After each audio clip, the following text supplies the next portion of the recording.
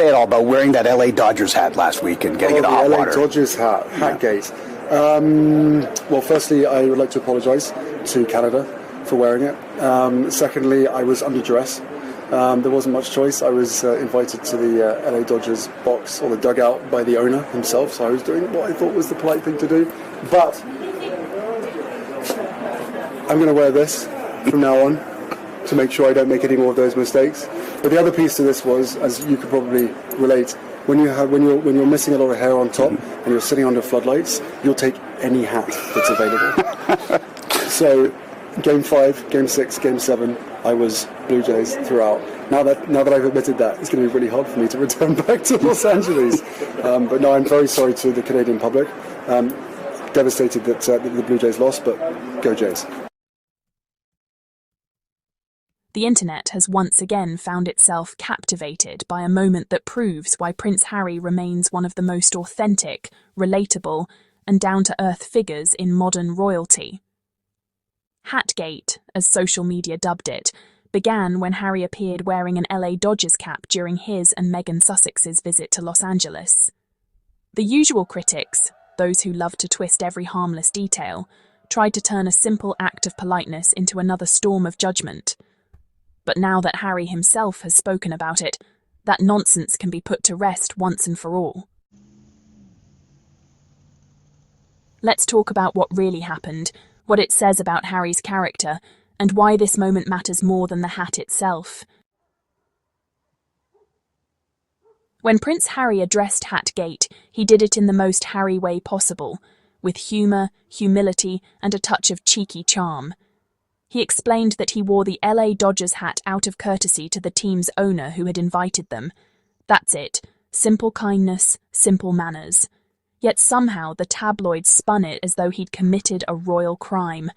You'd think wearing a baseball cap was a sign of rebellion rather than respect. The truth is, Harry has always been the kind of man who leads with gratitude. He understands hospitality. When someone opens their doors to you, you honour that gesture. That's what his mother, Princess Diana, taught him. Never let pride stand in the way of being gracious. But the press, ever desperate to find fault, can't stand seeing that warmth. They'd rather paint him as arrogant than admit that he's simply a decent human being. So when he laughed while recounting the story, that was a man reclaiming his narrative. A man refusing to let gossip define his actions. You could see the ease in his smile, the confidence of someone who knows his heart is clean. That's what makes Harry magnetic. He doesn't need the palace machinery to prop him up. His humanity does that for him. And let's be honest, the hat suited him. It was casual, confident, and perfectly in tune with his new California life. The same life that the British tabloids mocked him for building, but the same life that has given him freedom, peace, and fatherhood without suffocation. It's wild how the same people who once criticised Meghan Sussex for supposedly breaking royal protocol by hugging someone or closing her own car door are now nitpicking Harry for wearing a baseball cap. It exposes their obsession, not his behaviour. They want to trap him in the same rigid royal bubble he fought to escape, a world where warmth is seen as weakness and protocol, trumps humanity. But Harry refuses to play that game anymore. He's showing the world that decency and laughter can exist even when surrounded by cynicism. Hatgate is more than a funny anecdote. It's a snapshot of how Harry carries himself. He acts out of empathy, and he still gets vilified for it. But he doesn't let it dim his light. You can hear it in the way he speaks. He just sounds unbothered, relaxed, and honestly, genuinely amused by all the fuss.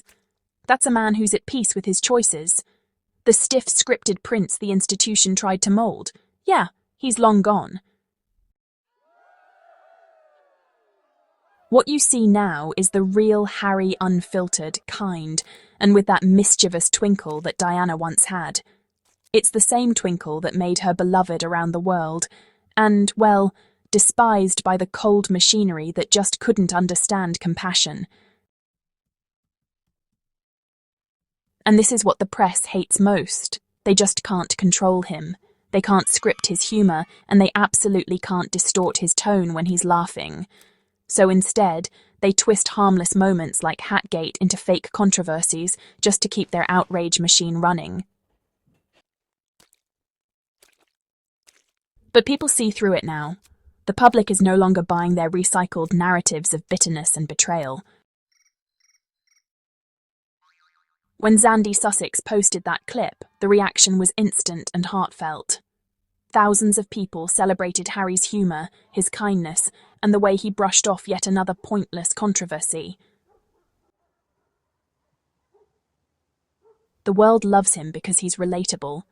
Because even under scrutiny, he still remembers his manners, he still respects those around him, and he still brings joy to the room. So, Harry wearing that Dodgers cap wasn't rebellion. It was grace. It was actually a gesture of warmth toward his hosts, the same kind of warmth that made him one of the most loved royals before. You know, the British press turned on him for daring to think and feel freely. What's kind of funny is how the critics totally contradict themselves. When Harry follows etiquette, they say he's performative. But then, when he relaxes and shows a bit of personality, they call him disrespectful. It's honestly a lose-lose game designed to keep him under control. But Harry isn't playing anymore. And that's exactly why moments like this one resonate. They show a man living on his own terms, guided by decency rather than duty. It also highlights the double standards that follow him everywhere. No one blinks when William or other royals wear caps or casual gear. But when Harry does it, suddenly it's unroyal. Why? Because they can't stand that he embodies what royalty should have been all along, human, grounded and empathetic. Through that simple cap, Harry reminded everyone what respect looks like when it's sincere, not performative. He wasn't there for optics or headlines. He was there to honour an invitation. That's a quality that runs deep, because he learned it from a mother who valued connection over convention. And Meghan Sussex, his partner through all of this, understands that perfectly. Together, they've built a new version of royalty, one that prioritises kindness and authenticity over stiff formalities. The hat wasn't just a symbol of politeness, it was a quiet rebellion against the cold image the institution wanted him to maintain. If you listen closely to that clip, you hear laughter, not tension. You hear sincerity, not performance. That's why Hatgate went viral, not because people were scandalised, but because as the dust settles on Hatgate, what remains isn't controversy, but a moment that captured the world's imagination. This wasn't just about a hat, or even about Harry. It was about authenticity in a world hungry for spectacle. The laughter, the humility, and the genuine connection we witnessed reminded us that even those born into the spotlight crave the simple joys of being seen for who they truly are. Perhaps that's the real takeaway, that vulnerability and grace can coexist, even under the harshest scrutiny.